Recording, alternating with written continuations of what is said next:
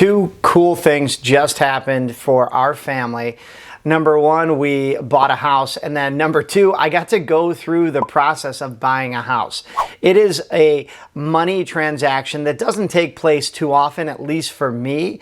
And today I wanted to share with you everything you need to know that they don't tell you along the way. Even if you're working with real estate agents or lawyers, these people could be top of their game, but oftentimes there's so many people involved that some people over here think like some people over here are taking care of this instead of that. So anyway, stick around. You're not going to want to miss this. So you heard right. We just bought a house. I'll flash a little picture of it here on the screen.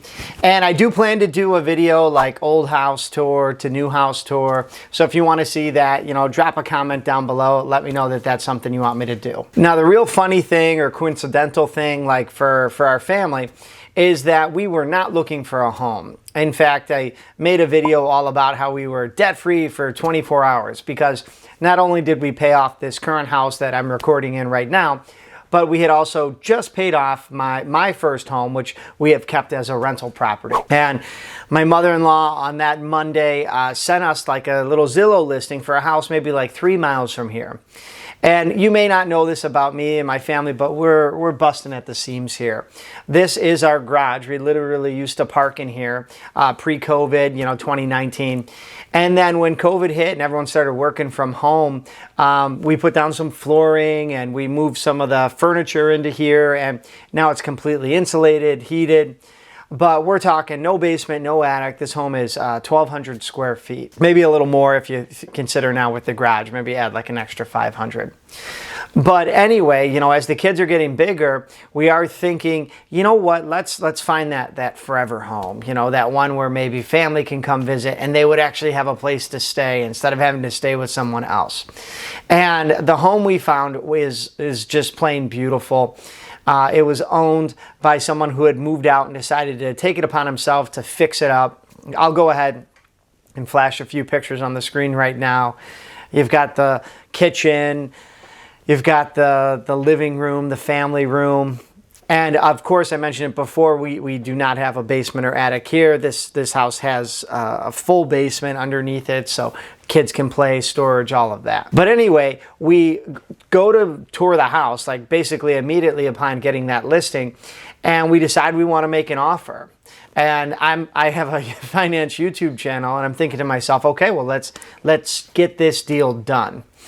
I call up, or actually I texted our mortgage broker. I save all these numbers in our phone from when we bought our home last time, from the one time I refinanced, and I say, hey, listen, I'm going to put a share doc together tonight of everything because I know our credit scores, I've got our taxes, everything is good to go. Like can we get a pre-approval?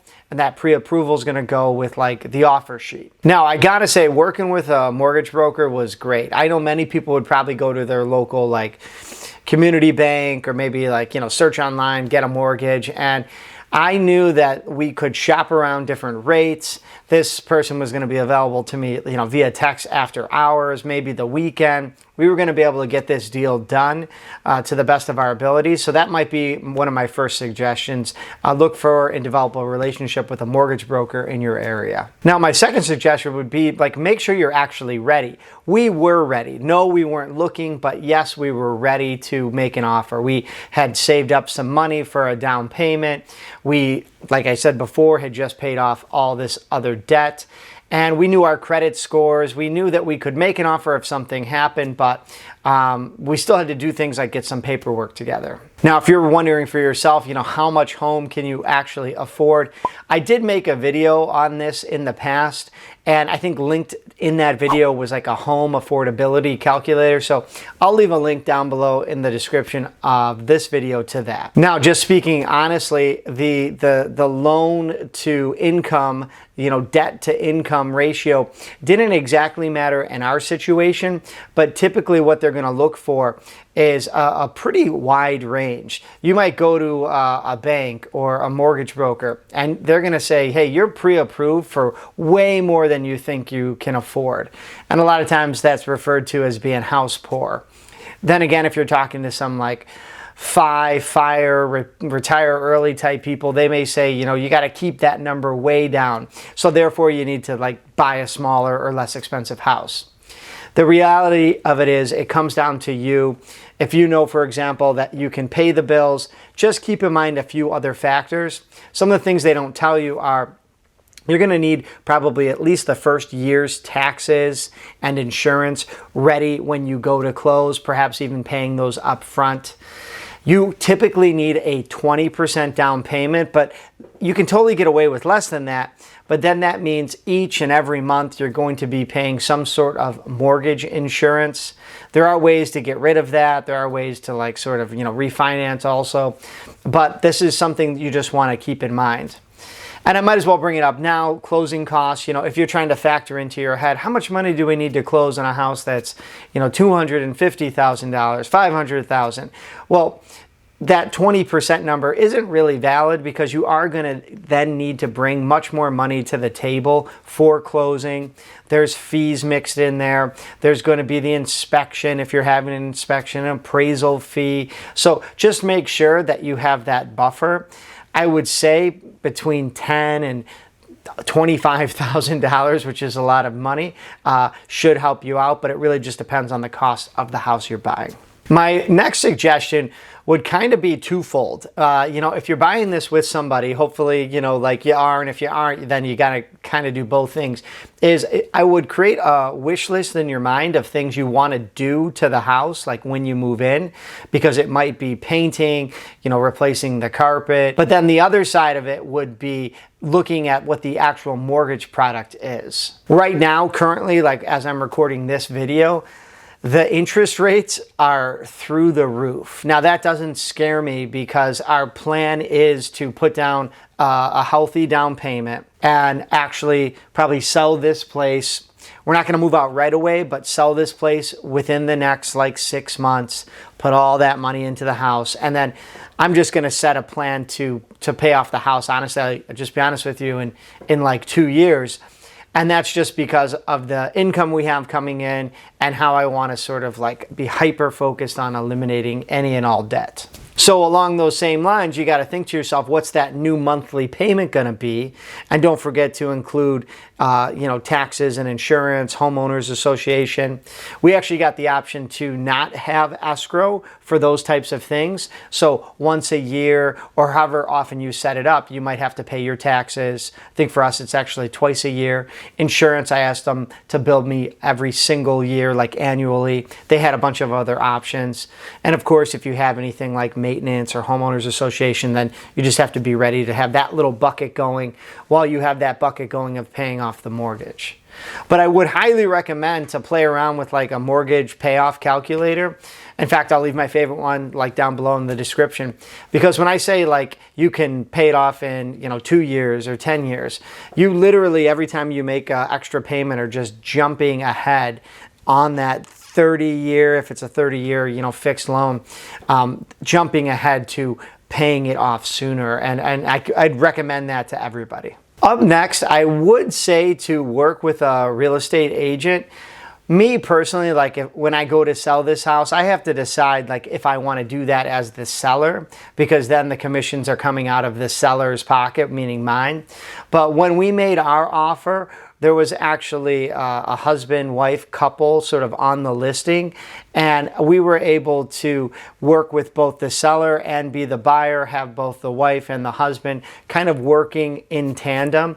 And I would recommend that because they're very familiar with the processes.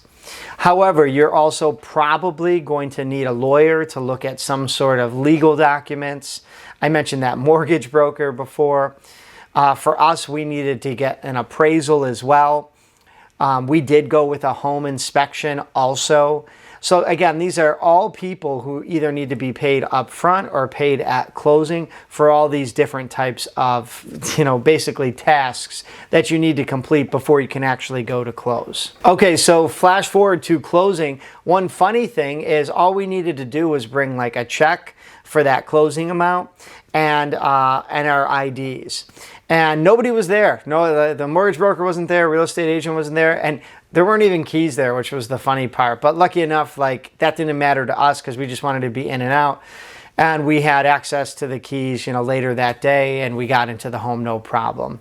But I will say, don't expect anybody to take you by the hand and explain everything to you, because there's a lot of moving parts. You barely will ever talk to the appraiser. Like the inspector, if you get one, will kind of walk around and you can be there asking questions, but really it's a big fat report you get at the end. And if you need to negotiate anything, usually that's going to go through the lawyer or it's going to go through the real estate agent. It just depends on who you have that vibe with. All right, so a couple of key takeaways for buying a house. Even somebody like myself who can make YouTube videos about complex tax codes, business finance, personal finance, I found the entire experience to have a couple of holes along the way. You really do think that there would be one quarterback just taking care of everything. And I'm sure there's concierge services out there in different parts of the country that really do this and stay on top of it. But what we found is that our closing date got set once we got approved for our loan. And I was on the phone with different parties every single week, making sure everybody was staying on top of things and trying to get answers. Because a lot of times you're going through multiple people. You're asking the real estate agent to ask the seller a question. The bank lawyer is not the same as your lawyer. Sometimes there's a trust lawyer if you're buying it from the trust and not the actual people. So it can be a little bit of a headache. I would just say take a deep breath and enjoy the ride, because hopefully the home you picked out is going to be one that you stay in for a while, that you love, just like we are. And it's, for many of us, it's an experience you don't do as often. I'm sure people move all the time, but we're not talking about you buy a house every year. We're talking about maybe you buy one every 10 years or less. Or more, whatever. Anyway, I'd love to hear from you, so leave me a comment down below. Just maybe share with me a quick little one-liner about your home story or your home buying story. Also, feel free to check out my website. It is full of other amazing personal finance, business finance, blog posts, podcasts, YouTube videos. Also, if you're new to the channel, please don't forget to hit subscribe and ring that notification bell. All right, as always, I'm Rich, and until next time.